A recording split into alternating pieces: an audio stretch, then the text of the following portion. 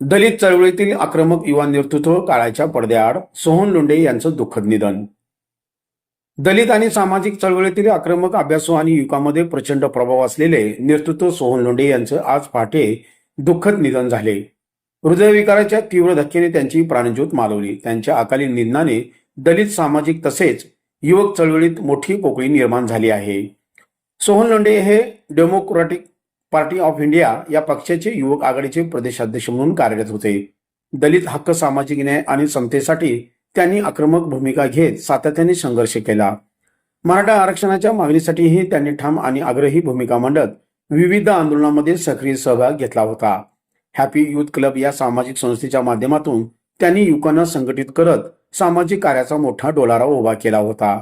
शिक्षण, रोजगार, सामाजिक अन्यायाविरोधातील लढे तसेच सोलापूर शहरातील विविध नागरी व सामाजिक प्रश्नावर ते नेहमीच अग्रभागी होते. आज पहाटेच्या सुमारास त्यांच्या राहत्या घरी त्यांना अचानक हृदयविकाराचा तीव्र झटका आला. तात्काळ त्यांना सोलापूरमधील अश्विनी सहकारी रुग्णालयात दाखल करण्यात आले. मात्र डॉक्टरांच्या अथक प्रयत्नानंतरही उपचारादरम्यान त्यांचे निधन झाले.